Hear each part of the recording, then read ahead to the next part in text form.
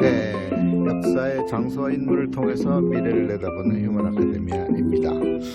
아침 산책 나와서 주변의 배경 화면을 바탕으로 오늘도 한 곡지 남겨보도록 하겠습니다.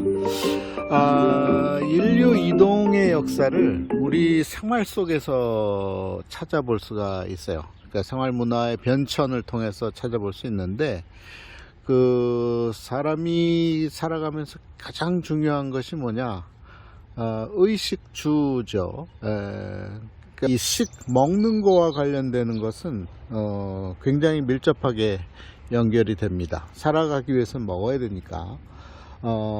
그래서 이제 먹는 거에서 이제 우리 민족을 이제 동이족으로 보고, 예맥족으로 보고, 우리 민족의 중간 시원지를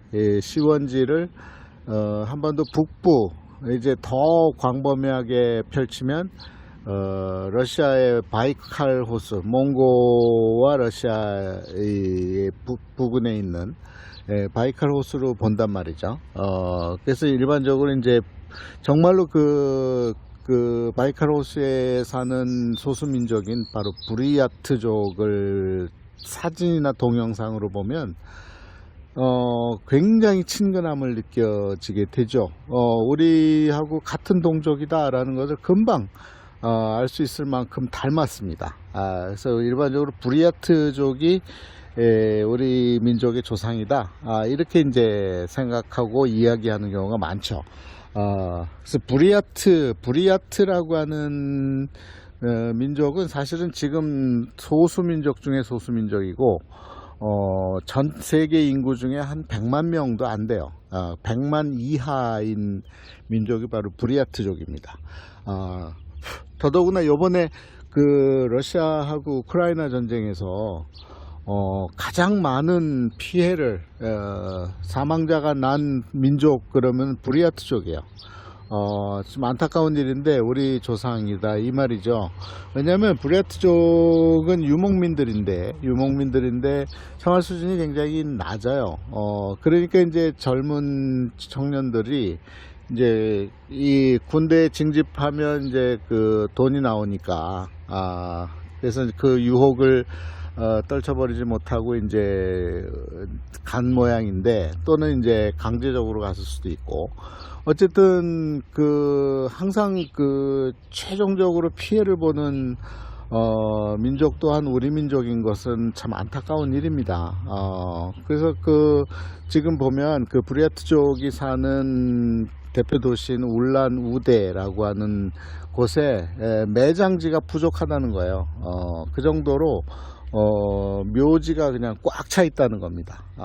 그런 안타까움이 또 있습니다.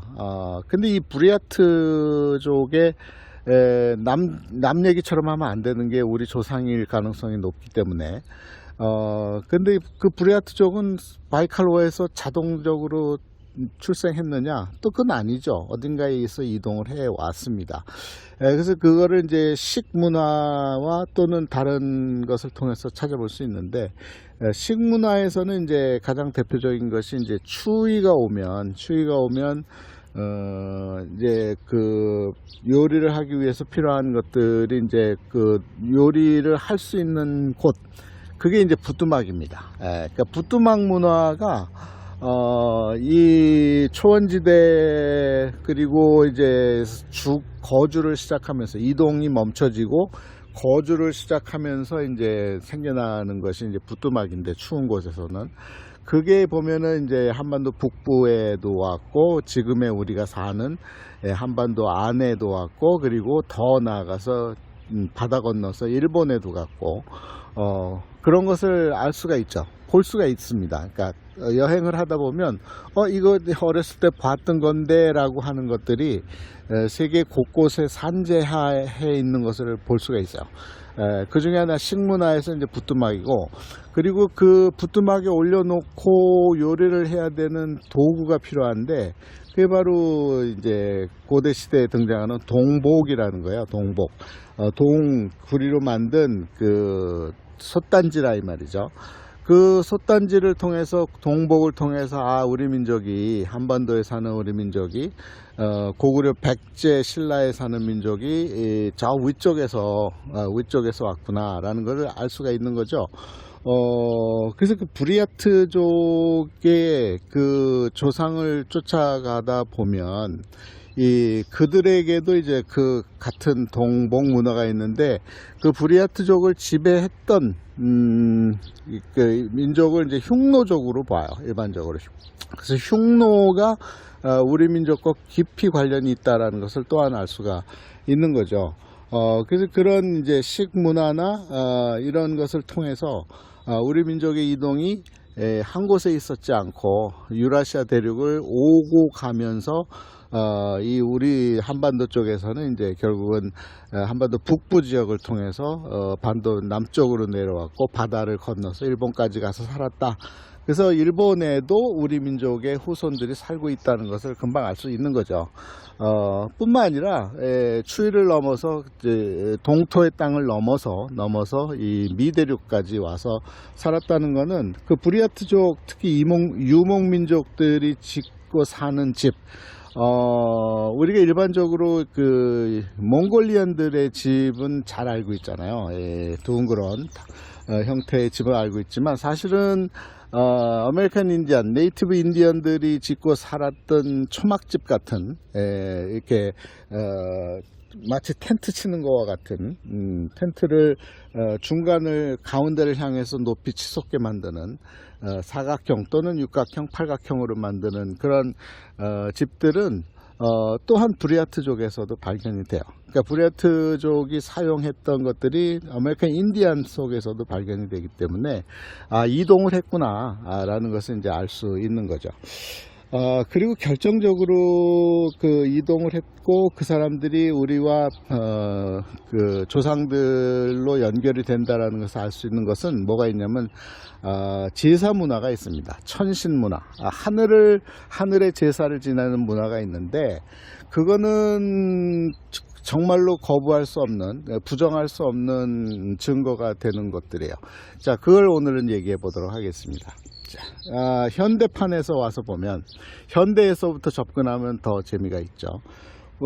결혼식 할 때, 우리가 결혼식 할 때 사진이 이쁘게 나오고 동영상이 이쁘게 나오려면 어떤 형태의 것을 해서 사진을 찍냐면 이제 사각형으로 된 그리고 그 사각형으로 된 이제 폴대를 세우고 그 주변에 이제 이렇게 장식을 하죠. 꽃을 달기도 하고 뭐 이렇게 해서 이쁘게 만든 다음에 이제 거기서 사진을 찍는데 사실 그거는 유대인 문화입니다. 유대 문화인데 그거를 유대인들은 오늘날에도 결혼할 때 반드시 거기서만 결혼을 할 수 있어요. 그걸 추파라 그래.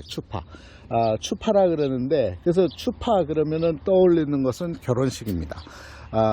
그 사각형 안에서 이제 제사장이, 그러니까 옛날에는 제사장이고 지금은 이제 그 결혼식을 주관하는 사회자가 이제 주례가 거기서 이제 축복 기도를 하고 또 낭독을 하고 막 이러거든요. 그 곳을 이제 추파라 그러는데 그 추파의 기원이 어디냐? 바로 유대인의 문화에서 시작이 됐는데, 유대 문화 그러면은 중동 지역이고 이스라엘이고 예루살렘이고 뭐 이렇게 볼 수 있는 거죠. 근데 그게 이제 사실상은 이제 결혼식용이 아니라 하늘의 제사를 지내는 유대인들은 유일신 신앙이니까 그들이 섬기는 하나님에게 제사를 지내는 중요한 장소가 바로 거기였던 거예요. 그거를 이제 매년 가을에 유대인들은 이제 초막절을 지키게 되는데, 그걸 뭐라 그러냐면 추파가 아니라, 추파는 결혼식 때 쓰는 게 추파고 수카라 그래요. 발음 비슷하죠. 초막을 수카라 그래요. 그리고 그 집들을 많이 짓기 때문에 수콧이라는 명절이 생긴 거예요. 그게 유대인들의 추수감사절이에요. 유대교에서 시작된 그 유대교에서 시작된 추파가 이제 어디까지 가냐면 서쪽으로 가면 서유럽으로 가면 바로 이 사도 베드로하고 바울이 이제 본격적으로 전도를 시작하게 되고 전파되는 이탈리아, 로마에 가게 되면 거기서 이제 성당을 짓잖아요. 즉 오늘날 우리가 한국 내에도 많이 있는 교회 성당을 지을 때 그 커시드럴 안에 뭐가 있냐면은 바로 그 제사를 지내는 사각형으로 된 장소가 있어요. 그거를 이제 성경적으로 얘기하면 그게 이제 결국은 성소, 지성소 이런 의미가 되는데 카톨릭에서는 이제 그걸 뭐라 그러냐면은 치보리움이라 그래요. 치보리움 그러면 집이란 뜻이에요. 그러니까 고정되어 있다 이 말이에요. 집이니까. 그리고 그거를 이제 이동식으로 다니면서 제사를 지내야 되니까, 예배를 해야 되니까 그거를 발다키노라고 합니다. 발다키노. 그러니까 이 이탈리아나 이 서유럽에 갔을 때 무슨 축제를 할 때 보면은 긴 행렬이 있고 거기에는 이제 반드시 이제 사제들 또 사제를 도와주는 헬퍼들이 그 발다키노를 이제 만들어서 들고 이어매고, 그러니까 이제 쭉 걸어가는 모습을 우리가 축제 행렬에서 보잖아요. 그게 이제 바로 그 제사 지내는 장소예요. 이동식 제사 지내는 장소가 이제 발다키노고, 그게 이제 성당 안에 들어오면 커시드럴 안에 들어와서 고정이 되어 버리면 치보리움이 되는 거죠. 근데 그게 이제 서유럽에서는 그런데 그 시작점은 이스라엘이라는 거죠. 성경에서 근거한 거고, 그게 이제 동쪽으로도 온다 이 말이에요. 동쪽으로도 오게 되는데 유라시아를 넘어서 바로 지금 얘기했던 우리 조상이 시작됐다고 우리가 일반적으로 생각하는 바이칼 호수 주변에 오면 거기에도 그런 유사한 것이 오고, 그게 어디까지 오냐면 바로 한반도에도 들어오고 일본 땅에도 가게 됩니다. 그러니까 최종적으로 일본 땅에서 발견되는 것을 히모로기라 그래요. 히모로기. 그 히모로기가 뭐냐면 바로 이 4개의 기둥을 세우는데, 그 기둥의 재료는 이제 사카키라고 하는 나무일 경우가 많고요. 한반도에서는 소나무일 가능성이 높죠. 근데 일본에서는 사카키를 세우고 그 안에 이제 금줄을, 사각형이니까 네 귀퉁이에다가 이제 금줄을 치게 되는데, 그거를 뭐라 그러냐면 시대라 그래요. 시대. 그리고 그 시메나와를 걸고, 시메나와라고 하는 밧줄, 그러니까 그 새끼줄을 걸고 거기다가 이제 시대라고 하는 하얀색으로 된 번개 모양으로 된 것을 걸게 되죠. 그리고 가운데에다, 그 안에다가는 뭐를 세우냐면 바로 고해라고 하는 그 신이 내려오는 것을 상징하는 하얀색으로 된 종이로 만든 하나의 기둥을 세우게 돼요. 그걸 고해라 그러는데, 그래서 그 장소, 바로 이 히모록이라고 하는 장소는 하늘의 제사를 지내는 장소인 거예요. 근데 그게 어디서 왔느냐? 한반도에서 온 거예요. 우리 땅에서 온 거예요. 우리나라 땅에서 온 거. 어디 가장 가까이 있는 여기 강화도에 가면 거기 천신에게 제사를 지내는 신단수라는 나무가 그 사각형으로 된 장소가 있잖아요. 거기서 뭐 국내에서 무슨 운동 경기를 하면 거기서 체화를 하고 뭐 이런 내용이 가끔씩 뉴스에 나오잖아요. 그 사각형으로 된 그 형태, 그게 바로 그 제사를 지내는 장소예요. 그래서 하늘의 제사를 지내는 장소는 반드시 사각 또는 팔각 이렇게 되어 있습니다. 그래서 지금도 보면 팔각정이 있죠. 팔각정이 있는데, 지금 그 명동 앞에 가면 조선호텔 앞에 환구단이 있어요. 환구단은 우리가 알다시피 그 고종이 이제 대한제국을 선포하면서 자신을 황제라고 칭하고, 늦게나마 황제라고 칭하고, 거기 천신에게 제사를 지내는 장소가 바로 이 환구단인데 팔각형으로 되어 있죠. 그러니까 하늘의 제사를 지내는 사람들은 팔각형으로 된 곳에서 제사를 지내는 경우가 많습니다. 형식을 제대로 갖추고 지내는 사람들은. 그러니까 그게 어디서부터 시작이 됐냐? 유대인에서 시작이 됐는데, 사각에서 시작이 됐는데, 이제 유대인들 사회에서는 이제 AD와 BC를 가르는 시점에 예수 그리스도라고 하는 존재로 인해서 서유럽 쪽에서는 그게 발다키노를 발전을 했지만, 그리고 그 제사의 대상이 하늘에 계시는 하나님, 모든 천지를 주관하고 시작과 끝이 되는 하나님에게 제사를 지내고 그 외아들 대신 예수 그리스도에게 이제 예배를 하는 형태의 장소로서 이제 성당이 지어지고 교회가 지어졌다고 치면, 그리고 그 안에다가 제사하는 공간, 바로 발다키노나 또는 이제 현대에 와서는 그냥 재단, 그 강단, 이렇게 이제 해놓는데, 그게 이제 그 예수 그리스도를 모르는 동방으로 오게 되면 여전히 그들은 천신 제사만 지내요. 하늘에 대고 제사를 하는데, 그게 이제 샤머니즘이 되는 거죠. 그래서 샤만이 등장하는 거예요. 제사를 지내는 주관자가 등장하는데, 그걸 제주라 그러죠. 사이시라 그래요, 일본에서는. 그 사이시가 오늘날 일본 신도 문화에 있어서는 바로 구지가 되는 거죠.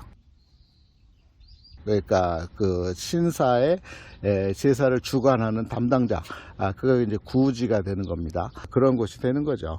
그 결국은 이런 어떤 외형적으로 보이는 건축물, 또 우리가 식생활에 필요한 도구, 이런 것들을 유심히 관찰을 하면 사람들이 가만히 있지 않고, 한시도 가만히 있지 않고 이동을 하면서 이런 것을 남겼구나라는 것을 알 수 있는 거죠. 그러니까 그 남겨져 있는 것만 갖고도 충분히 우리 민족이, 우리 조상의 조상들이 어디에서 왔고 지금 현재 어디에 있다라고 하는 것을 충분히 증명할 수 있습니다. 그건 역사적인 증거물이기 때문에 어떻게 부정할 수가 없게 되는 거죠. 그래서 오늘 아침 산책 나와서 이 사람들은 이동을 한다. 이동을 하면서 반드시 뭔가를 남기게 되는데, 그 중에 이제 몇 가지를 이제 남겨봤습니다. 여기는 뉴욕입니다.